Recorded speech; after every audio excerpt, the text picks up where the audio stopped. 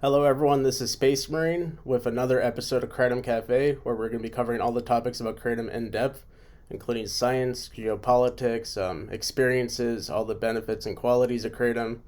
And today we're talking about where Kratom grows and why it grows in only a very specific region. And as most people may know, Kratom pretty much only grows in Indonesia. Um, and some people may wonder why that is. And a lot of people try to grow Kratom outside of Indonesia. But basically, almost all the world's kratom comes from Indonesia. And let me just zoom in on that region so you can see what I'm talking about. All right, so Indonesia, right here.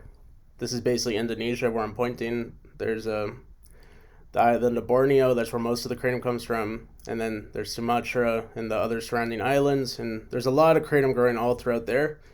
And that's like where 99% of the world's kratom comes from. There's a little bit of kratom that comes from Thailand, and it was just legalized there recently, so maybe more kratom will come from Thailand in the future, but we'll see. And kratom does grow in like the surrounding area a bit. There's some kratom growing in the Philippines and such, but basically 99% of the world's kratom grows in Indonesia, and some people may wonder why is that. And yeah, there is a little kratom growing outside of there, but basically, just to start the show off, we're going to talk about why kratom grows where it does. So basically, kratom needs very specific conditions for growing. Number one, it needs temperatures that are not freezing. So most of the world, even where I am in South Florida, every few years there's a cold front that brings the temperature down to like 35 degrees or 30 degrees, maybe upper 20s Fahrenheit once in a very long time. And that alone is enough to destroy any kratom trees. So temperature is the number one thing that's limiting where kratom grows. But if it was just for temperature, there'd be a huge swath of like where kratom could grow. Like to zoom out on this map, like here's like the equator. If it was just up to temperature and kratom needing temperatures above freezing, kratom could grow across like huge amounts of Africa and even like all this area and like the whole Amazon and like the whole Caribbean and even parts of the U.S. I mean, but it's also not just like kratom needs temperatures above freezing. If temperatures drop below 60 degrees, kratom like kind of stops growing. It'll go into hibernation and won't die. But temperatures below 60 degrees, like let's say it's in the 50s or the 40s, kratom will just kind of like stalemate. It'll start dropping all of its leaves. It won't do that well. So yeah, temperature is one thing, but that does not explain why kratom is not growing in like Cuba or in like the Dominican Republic or in like all these islands or in like all this area. Um, so why isn't kratom growing like all throughout the Caribbean and even in all throughout the southern U.S. And a lot of other regions? Well, the number two thing for kratom is tropical cyclones. And before I go into that, let me show you a picture of a kratom forest. So here we are among the kratom trees. And let me zoom out a bit. Well, basically these trees are like over 100 feet tall. They're very, very, very tall trees. And yeah, kratom in its natural environment gets extremely tall, like over 100 feet tall. And yeah, so that's why hurricanes are a problem for kratom. So the number two reason, besides temperature, is kratom cannot handle hurricanes. So that's why there's not a bunch of kratom growing all throughout Florida. And I'll go into that more in depth because there is some growing here. But anyways, let's go to the tropical cyclone global history map. So here's a history map of all the tropical cyclones like ever over a certain period of time, probably like 100 or 200 years or so. The recorded record basically goes back to like 1900 at the most, and even then there's a lot missing. But this gives a general idea. So here we are in the Atlantic. Here's Florida, and there's like the Gulf of Mexico and like New York. You see there's tropical cyclones that hit like everything from the Caribbean down in Panama and Costa Rica all the way up to like Canada. So lots of hurricanes are hitting up on the eastern seaboard of North America. And same is true on the Mexican coast, going all the way up to like Southern California. Not really, there's barely any up there, but the conditions are not right for other reasons. It's way too cold in this region.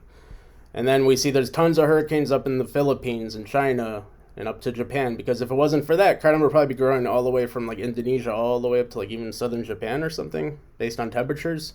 But yeah, once again, so imagine this kratom forest in a hurricane with winds of like 100 miles an hour, 150 miles an hour. It would definitely blow down.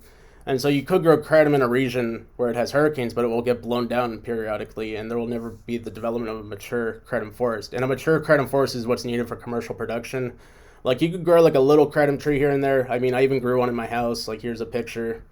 You can grow one inside a greenhouse. Like I had to temperature control the greenhouse, keep it inside. There was hurricanes during the time I was growing it, but it was inside, so it was fine. I kept the temperature controlled, and it grew just a little bit. I ate some of the leaves. It was a really wonderful thing to grow the kratom tree. But if you want to actually grow commercial grade kratom forests and farms, you can't do that unless you're in the proper region where there's no hurricanes and really warm temperatures year round. So yeah, back to this. Why is there this region where there's no hurricanes? And yeah, look at this. See where there's no hurricanes? Right over Indonesia, basically. It's because it's right near the equator, and there's something called the Coriolis force. And the Coriolis force is essentially like if air is blowing in one direction, like let's say it's blowing like towards the equator, and it's blowing from like up here in China down towards the equator, it'll curve a certain way, and then it'll start spinning. And the Coriolis force is the main reason that large-scale weather systems start to spin. And without the Coriolis force, there's not much spinning going on. Like, there have been some rare hurricanes and tropical cyclones right on the equator for, like, really random reasons. Like, they could form without the Coriolis force, like, very rarely, like, maybe once every 100 years.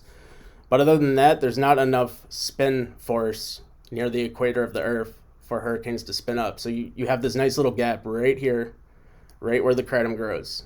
Because essentially kratom needs year-round tropical humid temperatures, not just hot temperatures, by the way. That's the third factor. It needs lots of rain, a good amount of rain, and not like a desert condition. Because a lot of the equator, we'll go back to the climate map. So yeah, here's a climate map, and you can see Indonesia here. It has like this brown climate, besides the mountains, which are more like yellow. But anyways, this brown climate classification is like what's needed to grow kratom. It means it's hot year-round, humid year-round, wet year-round. So you have that in like Indonesia, Papua New Guinea. There's even a little of it, I don't know if I could zoom out properly.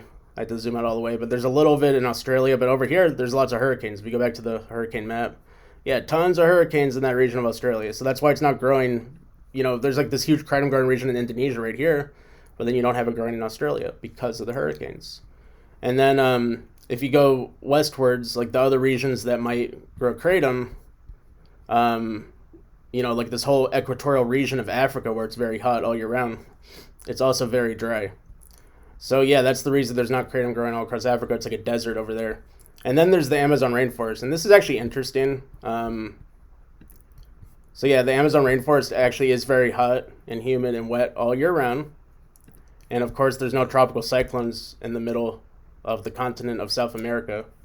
So basically, kratom could grow in the Amazon rainforest. It just hasn't been growing yet, but I think people are trying. I've heard some rumors that people are trying to grow kratom down there because that is an ideal place you could grow kratom. It's wet all year round, it's hot all year round, and there's no tropical cyclones in the middle of the continent in South America. So the number one place that could replace Indonesia long term, if people start planting kratom trees everywhere in South America, or at least in some organized commercial fashion, you could end up growing kratom forests in South America. But I guess the number 4 reason why kratom doesn't grow other places in Indonesia, it's not native to there, so it would take large-scale man-made efforts to move the kratom forests or like to grow them somewhere else. But yeah, this whole Caribbean area would be perfect, even Florida. But it's just like there's so many hurricanes. Like let's go back to the hurricane map. So yeah, you can see like this whole area has good temperatures, pretty much. Even actually, Florida doesn't have the best temperatures. We'll go into that in a second. But yeah, like there's too many hurricanes up in the Caribbean in the southern U.S. And by the way, lots of people do try to grow kratom in the United States. I have some friends that grow it. The most successful I've seen is like a moderate-sized kratom tree, like 10 to 15 feet tall, in someone's backyard, and it grows a lot of leaves every summer. It gets a little taller every year, but every winter it dies like the whole winter. It doesn't die, but it just drops off its leaves. Like it's one of those trees like from up north where it loses all of its leaves in the winter. It's kind of like that. It stops growing, it goes into hibernation, and then it comes back in the summer when it gets hot and wet. And then, of course, if the tree ever got tall enough, it would just get blown down by a hurricane. Even at its current height of like 10 or 15 feet, if a good enough hurricane comes through, God forbid, it would just blow down. And besides, like, my friend I know who is growing a kratom tree outside around here in South Florida, I know there's, like, a few farms, like, up in, like, you know, South Florida, even to Central Florida, even up to Georgia. There's a few farms where people are trying to grow some kratom, and I saw, like, one of these farmers showed me a virtual reality thing showing his farm, and it has a really nice kratom tree. And that's all well and good, but it could get killed both by, like, a really bad cold front, because basically the cold Like here's a climate map that kind of indicates it. Well, it doesn't really show it on this map, but yeah. Anyways, freezes go all the way down to like southernmost Florida, even like the southernmost tip. So like every 5 or 10 years, there will be a freeze that just kills all the kratom trees. And if that doesn't happen, there'll be a hurricane. So that's why Florida's not the best place to grow kratom. And then for the rest of the Caribbean, they don't really get freezes, but they do. They get lots of hurricanes. So yeah, there's been lots of attempts to grow kratom all over the U.S. I think people are even trying to grow it, like all throughout the southern U.S. and stuff, even like up into the northern U.S. Like because there's websites that sell the kratom trees, and people will just buy the kratom trees and they'll try to grow it in the yard no matter where they are, even if they're like in Illinois or something. And it might grow good one summer, but then it gets killed by the winter. I've seen some reports where a kratom tree like basically hibernates all winter, even in like a frozen environment, and somehow survives. But in general, it's not going to be productive at all unless it's in a really hot region. And even in Florida, it's not hot enough to be very productive. It'll just produce a good amount of leaves in the summer, but not grow that much. It'll never get to like a commercial scale before a hurricane knocks it down. And so yeah, that's why kratom only grows in like basically Indonesia. Once again, let's go back to this map.